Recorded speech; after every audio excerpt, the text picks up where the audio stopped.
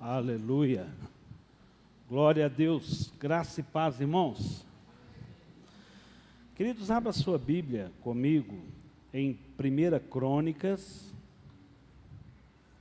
capítulo 20.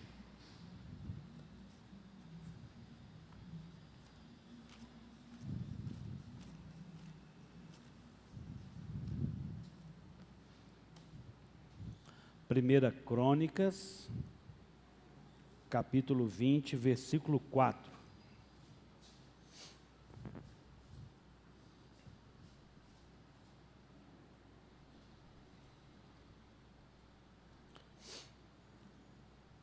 Diz assim: depois disso, houve guerra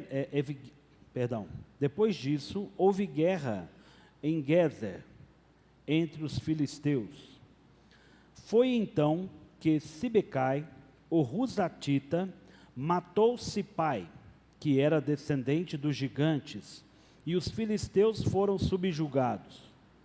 Houve ainda outra batalha contra os filisteus, e Elana, filho de Jair, matou Lame, irmão de Golias, o geteu, cuja lança tinha haste como um eixo de tecelão. Houve ainda outra batalha em Gate. Ali havia um homem de 3 estaturas, que tinha 24 dedos, 6 em cada mão, 6 em cada pé. Também este descendia dos gigantes. Quando ele insultou Israel, Jonatas, filho de Simeia, irmão de Davi, matou. Esses eram descendentes dos gigantes em Gate, e foram mortos por Davi, seus soldados. Obrigado, Carlos. Até aqui. Pai, nós te louvamos. Pai, nós te bendizemos. Senhor, nós agradecemos ao Senhor por todo o teu favor. Pai, seja a tua graça, seja o teu favor sobre nós. Pai, que somente o teu Espírito Santo nos dê graça, para que possamos entender, para que possamos compreender. Pai, a profundidade, a altura, Deus, o espaço, ó Deus, da tua palavra. Pai, hoje é o 2º domingo de dezembro, o dia que nós comemoramos o dia da Bíblia. Pai, a tua palavra, ela é poderosa, a tua palavra, ela é verdade. Pai, eu peço ao Senhor, ó Deus, que somente o Senhor seja sobre nós. Pai, que a tua graça, que o teu favor seja sobre nós. Pai, que o teu Espírito Santo venha, Deus, nos direcionar. Pai, que o teu Espírito Santo venha ministrar em nossas vidas. É o que nós te pedimos, em nome de Jesus. Amém? Glória a Deus. Glória a Deus. Aleluia. Aquele relógio ali está parado, está na bênção. Queridos, eu quero aqui compartilhar esse texto, e o título da mensagem parece estranho, e é para provocar a gente. E o título é O Perigo da Vitória. O perigo da vitória. A gente precisa entender o contexto. Davi era bem jovem, e o exército de Israel estava em guerra. Davi vai levar ali alimento para os seus irmãos, e quando ele chega lá, havia um gigante que estava afrontando o exército de Israel. E ali Davi chega no meio da multidão e fala assim: o que está acontecendo aqui? Ah, tem um gigante aí insultando o povo. E para que não morra muitas pessoas, o combinado é um guerreiro de um lado contra um guerreiro do outro. E aquele guerreiro que vencer, esse irá subjugar todos os outros.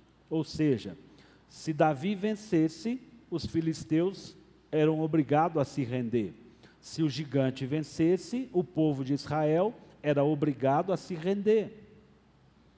Então, esse era o contexto lá do Davi menino. Esse contexto aqui, Davi já é rei. Mas a gente precisa pensar, o exército de Israel não sabia lutar contra gigantes. Naquele contexto, houve algo, Deus ali levanta Davi, e Davi vai e vence Golias. E aqui agora nós temos um texto, Davi agora rei, e aqui nós temos um texto que não um Golias foi morto, mas 3. Inclusive um deles era até irmão do próprio Golias. E o texto é clássico, o texto é claro, que aqui houve a vitória esmagadora contra os filisteus, e inclusive tinha 3 gigantes no meio. Então vencer Golias é algo legal, é sobrenatural, mas aqui também há algo que a gente precisa parar e pensar. Isso aqui é uma grande vitória. Esse texto está narrando uma grande vitória. Se você for lá no capítulo 19, você vai ver que Davi já tinha tido uma vitória contra os amonitas e contra os sírios. Então Davi vem de uma vitória contra os amonitas e os sírios, aí depois Davi conquista Rabá, ou seja, outro lugar que ele conquistou, e agora Davi vence ali os filisteus, inclusive 3 gigantes. É muita vitória, queridos. E quando a nossa vida entra num ciclo de vitória, quando nós começamos a achar que as coisas estão legais, quando nós achamos que Deus está nos aprovando a qualquer jeito, isso é perigoso. A Bíblia fala, né, que um abismo chama outro abismo, isso está no Salmos 42, 7. Um abismo chama outro abismo, o salmista diz isso. Mas a gente olha para essa vitória, de uma vitória, Davi teve uma vitória, que teve uma vitória, que teve uma vitória, a gente acha que a vida do cristão é só vitória. E muitas das vezes, nós precisamos tomar muito cuidado com esse caminho da vitória, com esse caminho da conquista.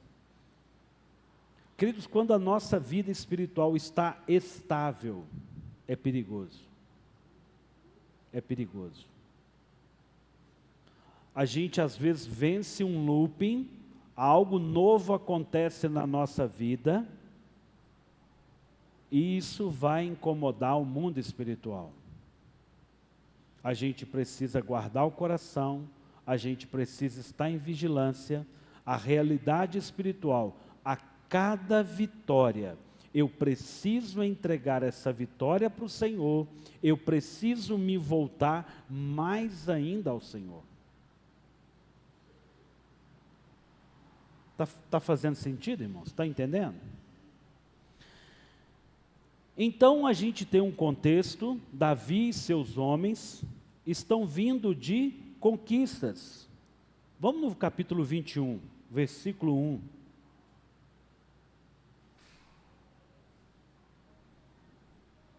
Diz assim o texto: então Satanás se levantou contra Davi,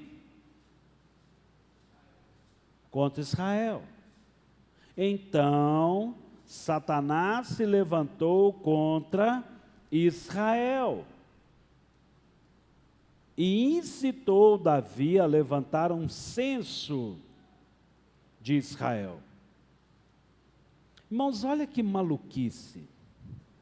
Davi vinha de vitória, vitória, vitória, e agora Davi, movido pelo inimigo, se ensoberbeceu com uma altivez no coração, encheu-se de si mesmo. Nós somos os caras, nós estamos por cima, nós vamos dominar o mundo agora, está tudo na nossa mão, não tem quem pode nos vencer.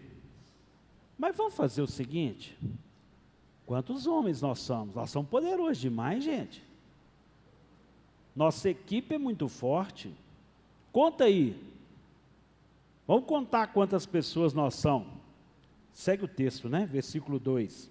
Davi disse a Joabe e aos chefes do povo: vão e levantem um censo de Israel, desde Berseba até Dan, e tragam-me a apuração para que eu saiba o seu número.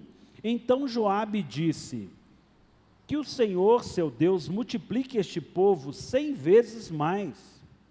No entanto, meu rei e Senhor, não são todos eles servos de meu Senhor? Por que meu Senhor requer isso? Por que trazer assim culpa sobre Israel?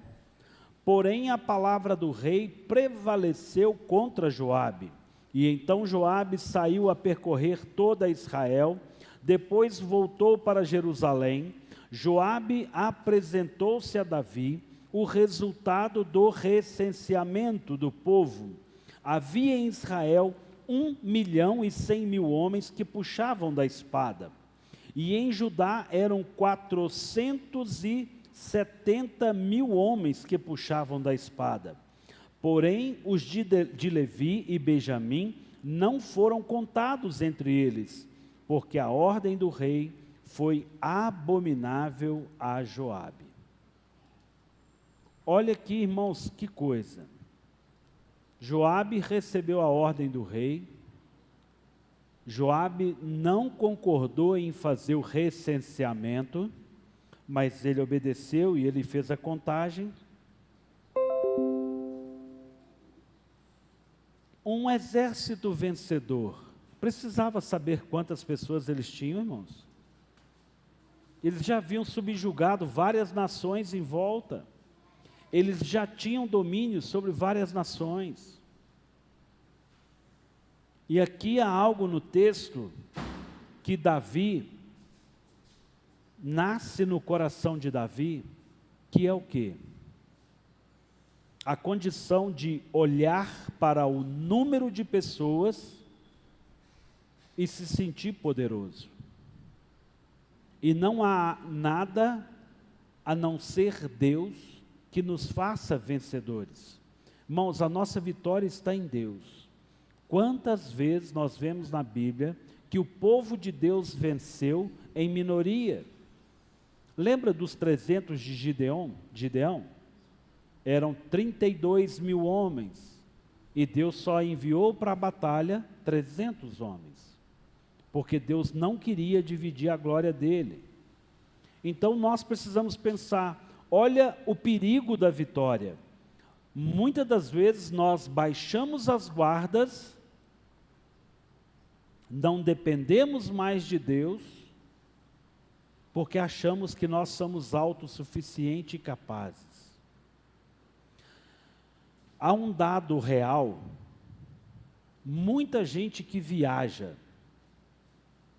às vezes sofrem acidentes até fatais na volta. Saíram em viagem, tudo tranquilo, foi, e na volta ela diminui a atenção. Às vezes até ora, né? Senhor, abençoe a nossa viagem. Mas quando vai voltar já, Senhor, não ora. Senhor, nos guarda, nos leva para a nossa casa. E isso é muito conhecido e é muito normal. Eu, para falar a verdade, eu passei por isso esse ano. Eu e a Renata fomos a São João del Rei, oramos, tanto para ir quanto para voltar, e de frente o Partage, a Renata ligou para o Vitor, estava gravando um áudio, e a gente conversando, sabendo onde é que o Vitor estava, porque viajou só eu e a Renata. E no momento, eu na pista do meio, eu joguei para a esquerda, para ir embora, para ultrapassar o trânsito. Quando eu joguei em cima de um carro, o cara buzinou, eu joguei de novo, aquele susto, quase bati o carro. E eu que estava errado. E eu lembrei disso ao falar isso. Ou seja, viajei, rodei, fui em São João del Rei, na hora de voltar, quase que deu ruim na porta de casa. Queridos, a gente precisa pensar essa questão de uma vida com Deus, e quando nós não guardamos o nosso coração, ou quando nós nos relaxamos, nos despimos da proteção do Senhor, achamos que nós somos suficientes. Agora tem algo que me intriga nessa última vitória, porque o diabo só agiu em Davi depois de uma mega vitória. E às vezes tem algo na nossa vida que a gente tem colocado em oração, que a gente tem sido vigilante, que a gente tem levado ao Senhor, e quando Deus dá a vitória, a gente coloca tudo a perder.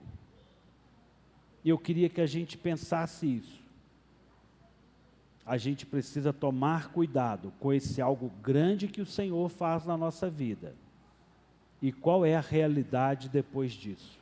Aonde nós habitamos depois disso? O exército de Saul não matava gigantes. O exército de Davi mata mais de um gigante. Isso nos ensina algo, queridos. Às vezes a dificuldade que nós temos, os nossos filhos não terão. As lutas que nós tivemos, nossos filhos não terão. Os medos que nós tivemos, nossos filhos não terão. Mas isso vai depender do nosso posicionamento. Nós precisamos enfrentar os nossos gigantes. Quando nós vencemos, nós construímos algo para a geração. Quando você coloca no altar do Senhor, quando você está com o Senhor, quando você conquista no Senhor, isso muda gerações. O caminho da bênção é bênção. Queridos, é engraçado nesse texto, eu vou usar do nosso português, né? Ou estranho desse texto. Davi foi atacado pelo diabo, mas quem era o alvo? O povo de Israel. Uma igreja, quando é atacada, ela é atacada nas suas lideranças. E a gente precisa tomar muito cuidado, guardar muito coração, porque numa família, os pais são muito atacados. Destruindo o casamento, destrói os filhos. Destruindo a liderança da igreja, destrói a igreja. Destruindo Davi, destruiria Israel.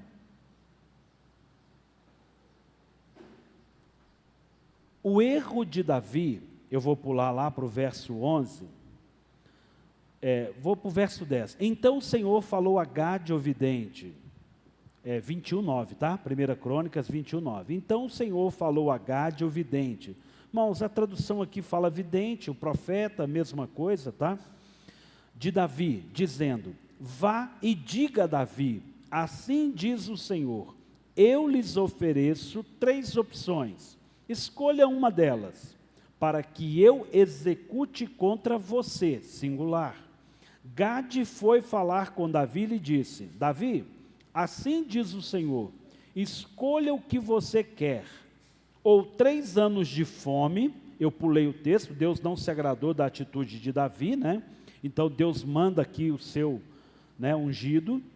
Então, Davi, você precisa escolher, eu vou mandar 3 anos de fome, 3 meses de espada, onde os seus adversários vão ter vitória sobre você, ou 3 dias que o anjo do Senhor vai passar a espada em vocês. Davi, escolhe aí, qual que você quer? Irmãos, e a vida com Deus, ela é muito séria. Nada passa despercebido aos olhos do Senhor.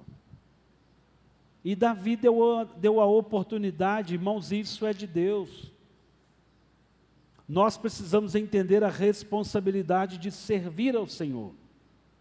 Deus poderia ter dito assim: olha, Davi, eu vou fazer isso. Mas há casos que Deus fala assim: Davi, escolha você. A decisão está nas suas mãos. Quando Davi decidiu fazer o censo, ele perguntou a Deus, irmão, se era para fazer? Agora, por que ele deveria orar a Deus para falar assim: Senhor, eu vou orar primeiro para ver qual dos castigos eu quero? Faz sentido? Não faz. O Senhor vai me castigar com 3, eu vou orar para ver qual que o Senhor fala que é para mim querer. Não faz o menor sentido. Então não cabe oração, cabe uma decisão. E aquilo que nós fazemos com Deus da nossa cabeça, nós somos responsáveis. E o objetivo do texto é claro: Satanás queria atingir Israel. E Davi prontamente responde. Então, verso 13. Então Davi disse a Gade: estou muito angustiado, ou estou arrependido. Porém é preferível que eu caia nas mãos do Senhor, porque muitas são as suas misericórdias, porque eu não quero cair na mão dos homens. Eu não quero cair na mão dos homens. Irmãos, esse texto aqui tem algo que realmente mexe com a gente. Algo que eu confesso para vocês, eu nem tenho resposta. Quantos gigantes eles mataram na última batalha? 3 gigantes. Quantos anos de fome? 3 anos. Quantos meses que os inimigos iam prevalecer contra eles? 3 meses. Quantos dias que a espada do Senhor ia ser contra eles? 3 dias. É muito 3, né? Não é em vão. Não é em vão. Mas a proporção das nossas lutas, a proporção das nossas vitórias, é o castigo ou a bênção.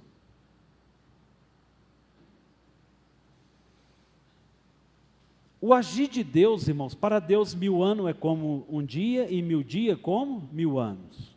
Irmãos, Deus é tão poderoso que Deus poderia fazer o povo sentir fome em 3 dias, como equivalente a 3 anos.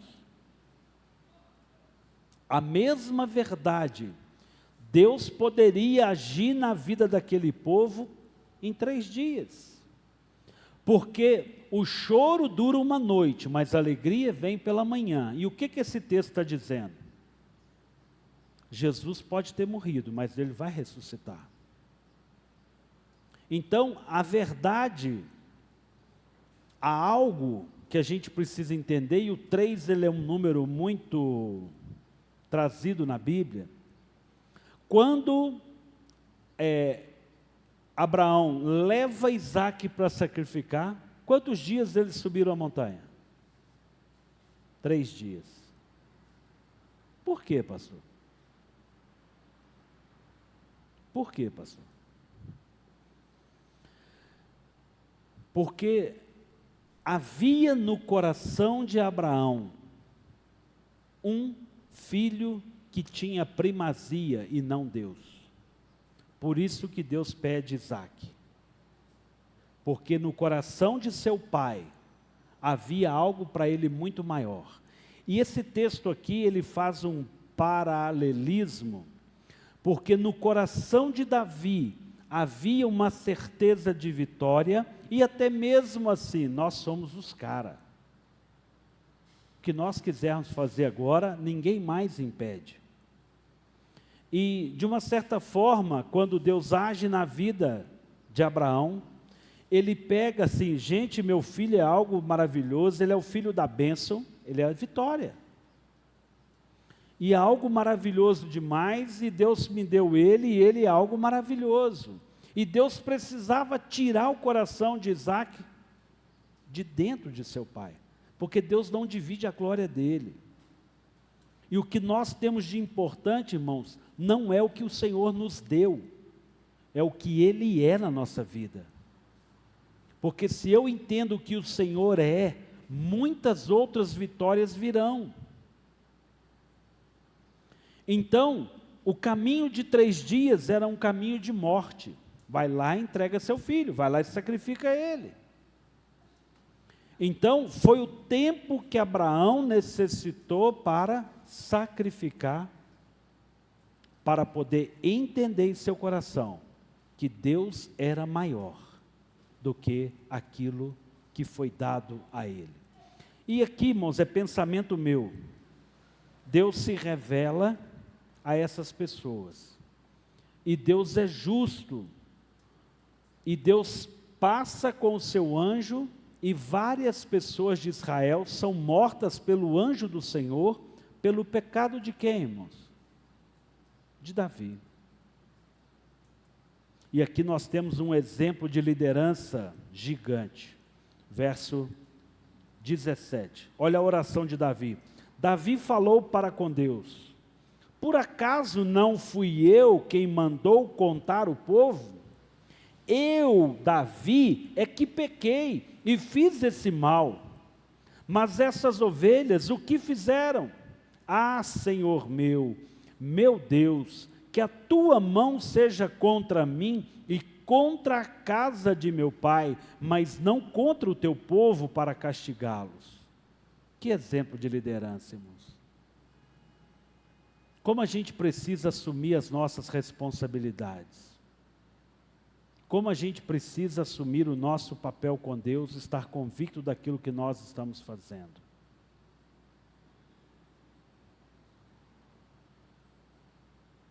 Há uma diferença muito grande em confiar em Deus ou confiar nos números de soldados. E ali era algo no coração. Irmãos, e Deus é quem sonda o coração. Deus via o coração.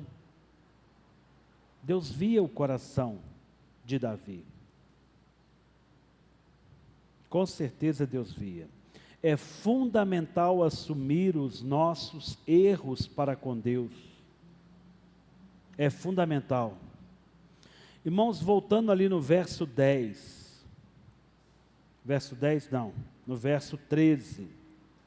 Entender que as misericórdias do Senhor são maiores. Eu posso estar vivendo um desafio, a mão de Deus pode estar agindo contra a minha casa, mas é preferível estar nas mãos de Deus sendo julgado do que sendo julgado pela mão do homem. Porque Deus é um Deus de misericórdia. Irmãos, guerra é guerra. Quando uma nação está em guerra, não tem refresco. Inimigo é inimigo. Mas Deus é misericordioso. Deus é misericordioso. E a gente precisa aprender com Davi, esse Deus maravilhoso. Há nesse contexto aqui algo lindo, e eu não vou ler tudo. Davi entende, e Davi volta-se para o Senhor, e ele quer apresentar ao Senhor. Ele quer levantar ao Senhor um altar para que o Senhor cesse com aquele anjo da morte que executava ali pessoas de Jerusalém, de Israel ali. Então ele chega para Ornã, algumas traduções aí vão entrar com outro nome, mas não muda o contexto. Verso 18. Então o anjo do Senhor disse a Gade que mandasse Davi edificar um altar ao Senhor na eira de Ornã, o Jebuseu. Davi foi segundo a palavra de Gade e havia falado em nome do Senhor. Ao voltar-se, Ornã viu o anjo e seus 4 filhos que estavam com ele e se esconderam. Ora, Ornã estava debulhando trigo quando Davi estava indo ao encontro de Ornã. Este olhou e viu Davi, e saindo da eira se inclinou diante de Davi com o rosto em terra.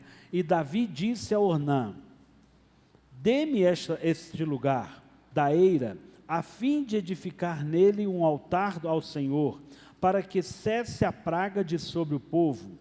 Venda-me este lugar pelo seu devido valor. Então Ornã disse a Davi: que o rei, meu senhor, tome para si e faça dela o que bem quiser. Eis que dou os bois para o holocausto, o debulhador de cereais para a lenha e o trigo para a oferta de cereais. Dou tudo. Porém o rei Davi disse a Ornã: não, eu vou comprar pelo seu inteiro valor, porque não tomarei o que é seu para dar ao Senhor, nem oferecerei holocausto que não me custe sacrifício, ou que não me custe nada. O que está acontecendo aqui, irmãos? Davi entendeu a mensagem do Senhor, ele em obediência ao Senhor, ele vai levantar um altar. E a ordem era clara: procure Ornã, você vai fazer lá na terra dele.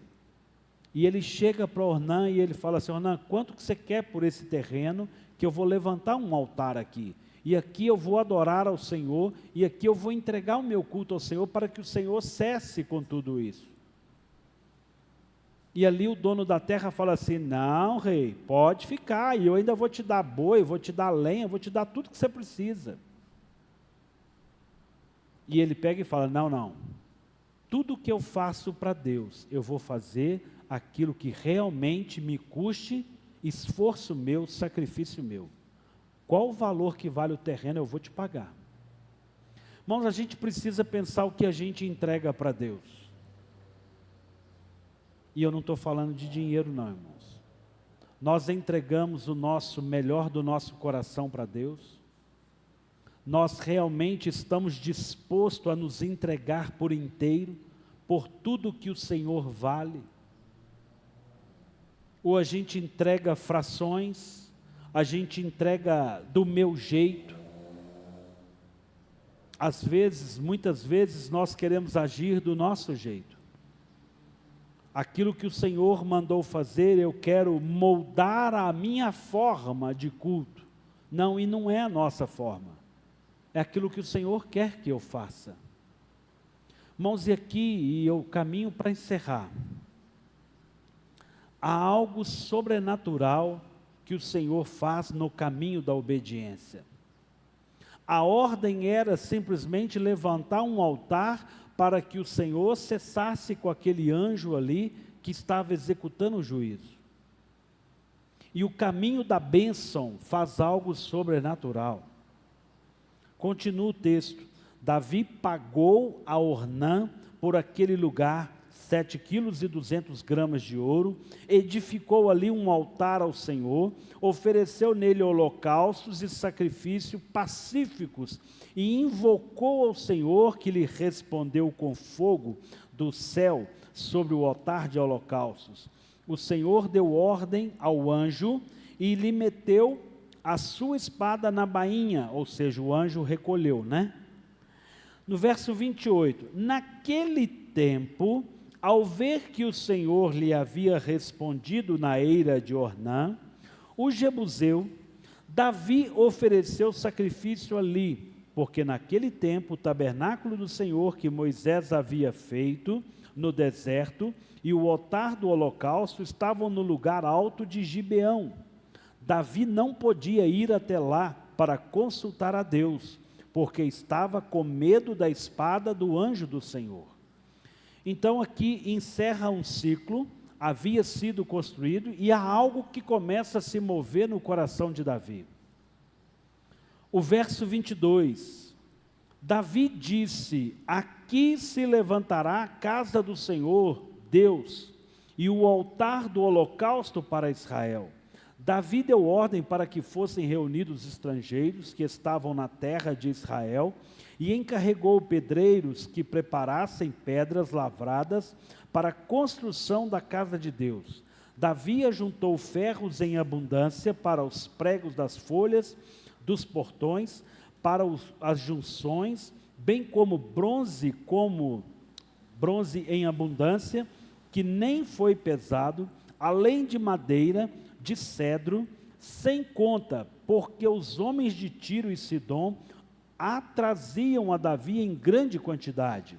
Davi dizia: meu filho Salomão ainda é moço e inexperiente, e o templo que será edificado para o Senhor deve ser sobremodo magnífico, para nome e glória em todas as terras. Portanto, vou providenciar o necessário para a construção. Irmãos, onde nós edificamos altares, o Senhor faz coisas maiores, vira grandes templos, marca a história, entra por gerações. A gente precisa pensar, a Bíblia vai dizer: onde abundou o pecado, superabundou a graça de Deus. Mas também a gente vai ver lá Paulo vai dizer, porque nós sabemos disso, a gente vai aumentar o pecado para superabundar a graça de Deus? Não, o próprio Paulo responde, de maneira alguma. Mas a gente precisa entender algo. A vitória, ela é bênção, e ela vem do Senhor. E a cada vitória, eu me coloco no Senhor, de forma que a vitória é dele, a glória é dele, a honra é dele, tudo é dele, e tudo voltará para ele. E a cada vitória eu faço isso, porque quando nós não fazemos isso, o inimigo tem prazer em se levantar, e ele não levanta contra você, ele levanta contra a sua casa, ele não levanta contra mim, ele levanta contra a nossa igreja, ele não levanta contra o governo da nossa cidade, ele levanta contra a nossa cidade. E essa é uma verdade espiritual, queridos. E a gente precisa pensar, e quando nós entendemos, quando nós escolhemos a misericórdia do Senhor, quando nós nos voltamos para o Senhor, quando nós entendemos que é necessário edificar altar, o Senhor faz verdadeiros templos e muda o tempo da nossa vida. Amém, irmãos? Eu queria que você fechasse os seus olhos. Eu creio que muitos de nós temos vencido gigantes. Grandes são os nossos desafios. E a palavra aqui ela é tão clara. Davi, ao ver o seu povo ali, grandes guerras, muito a vaidade entra no coração e a gente deixa de dar o lugar certo que é de Deus. E às vezes a gente tropeça nos nossos próprios pés. A gente não reconhece o Senhor ali como único. Pai, nós queremos apresentar diante do Senhor, ó Pai, as nossas vidas. Pai, as nossas vitórias. Pai, tudo que o Senhor é em nós, tudo que o Senhor tem feito em nós. Pai, cada vitória que temos tido, ela vem do Senhor, ela procede do Senhor. Pai, nós queremos nos voltar ao Senhor. Pai, nós queremos nos dedicar ao Senhor. Pai, seja o Senhor, ó Deus, sobre as nossas vidas. Pai, seja o Senhor a fazer. Pai, nós pedimos ao Senhor que nos dê vitória. Pai, tem gigantes na nossa vida que ainda não caíram. Pai, nos ensina, porque a nossa geração ela é vencedora. Pai, a nossa geração sabe vencer gigantes. Pai, nós dependemos do Senhor e pedimos ao Senhor a Tua graça. Pai, nós queremos edificar altar na nossa casa. Pai, queremos edificar altar no nosso trabalho. Pai, nós queremos, ó Deus, dar glórias ao Senhor e reconhecer que o Senhor, ó Pai, é misericordioso. Pai, conduza o Teu povo. Pai, conduza a Tua igreja. Pai, nos conduza, guarda o nosso coração, para que hoje e sempre possamos alcançar o favor do Senhor. Pai, que aquilo que é erro nosso, que o Senhor seja sobre nós. Pai, nos dê graça e nos dê vitória. Pai, nos firma, Deus, como liderança, como sacerdócio das nossas casas. Nos dê direção, nos dê graça, hoje e sempre, em nome de Jesus. Amém? Glória a Deus. Podemos adorar ao Senhor? Perto quero estar, junto aos teus pés, pois pra ser maior